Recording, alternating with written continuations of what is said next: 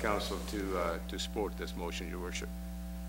I just want to add to what you said by indicating that more and more I'm beginning to feel like British Columbia is becoming a banana republic.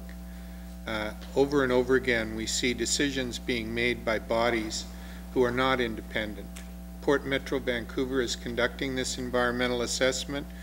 The majority of directors on Port Metro Vancouver are appointed by the very companies that stand to economically benefit from these decisions. And so here you've got a board of directors appointed by the companies that is in charge of the environmental assessment to determine whether they're going to make more money. So they go out and hire SNC Lavalin to do the report for them. Now SNC Lavalin has done more to bring Canadian engineering into disrepute than any company has ever had the misfortune to do in the history of Canada. This is one of the few Canadian companies who could attain the high goal of being banned for 10 years by the World Bank for corruption. This is a company that is up to its earlobes in corruption in Montreal right now in the investigation.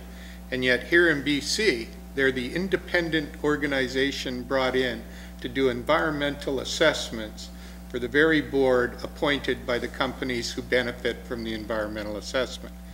This is crazy. You know, this is completely losing control of any public interest in these kind of projects whatsoever. So here we are with the Fraser Surrey docks being utilized to bring in American coal that's been refused in American ports to be shipped overseas. Meanwhile, they refuse to short sea ship any of the containers of goods that are arriving in our port each day so that they could be easily moved to distribution centers in Surrey and Langley. So instead of moving goods down the Fraser River so that we can distribute them more efficiently, not taking that traffic through our cities, instead we're bringing dirty coal in, shipping it by barge to Texada Island and then shipping it to China, as if we're not all sharing the same air shed and that dirty coal isn't going to blow right back into our atmosphere. It's insanity, and then they wonder why politicians have such difficulty in trusting the machinations of our senior orders of government, the ones that are given all the constitutional authority to be able to impose their will on local municipalities. It's incredibly frustrating. Those of you out there who read a little bit about SNC Lavalin and their reputation would not be saying to us what a great idea it is that they're given the task of doing an environmental assessment to protect the interests of citizens in our country.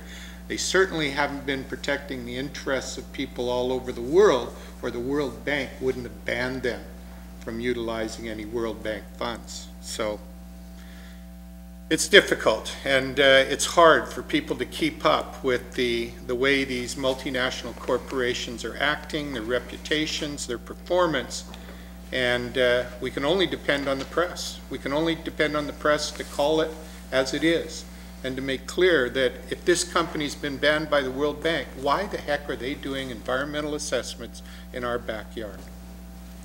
Councillor Balco.